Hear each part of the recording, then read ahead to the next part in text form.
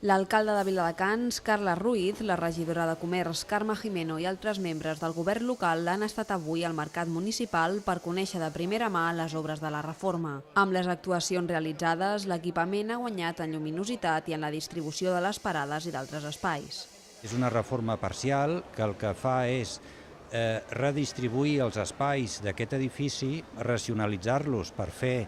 el mercat més competitiu i més compatible amb les necessitats del públic en general. El que són zones logístiques que abans estaven en el soterrani s'han traslladat a la planta baixa amb un accés nou per mercaderies, i aquest fet fa que pels propis paradistes del mercat les seves feines siguin molt més còmodes de desenvolupar. El que hem posat és en valor a l'antic mercat de Viladecans, l'antic mercat municipal, reduint les parades que no estaven en ús i, per tant, concentrant totes aquelles parades que tenen activitat, guanyant amb molta llum i, per tant, mantenint i millorant aquest servei que teníem a la ciutat. Jo crec que estan molt contents tant els periodistes com també els ciutadans i les ciutadanes, perquè s'ha guanyat molt espai, és més còmode la compra i, evidentment, també la il·lusió dels comerciants del mercat que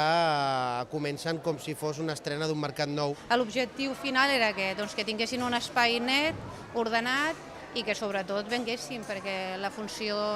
nostra és que realment el comerciant pugui arribar a vendre, tingui l'espai, però que són els que han de vendre després. I amb això crec que està comprovat des que han obert que estan augmentant les seves vendes. Tot i que els paradistes ja han tornat a la seva activitat habitual, encara s'estan realitzant les obres d'adequació que portaran a aquest edifici l'oficina d'atenció al ciutadà. Farà que el mercat agafi més força. Pràcticament jo no coneixo cap altra ciutat que tingui l'oficina d'informació municipal amb el mercat i, per tant, en aquest sentit crec que la sinergia entre l'activitat de l'Ajuntament i l'activitat també dels comerciants el que farà és que aquest edifici antic de la ciutat, que té un valor patrimonial important també, perquè el que s'han recuperat són unes arcades fantàstiques que la gent podrà veure, crec que farà que aquest sigui un èxit, aquesta reforma. La gent que ve a fer una consulta pot fer una compra, pot anar al bar, pot prendre un cafè. Vull dir, jo crec que és un pla de dinamització molt important, vull dir que és la primera vegada que es fa en un mercat,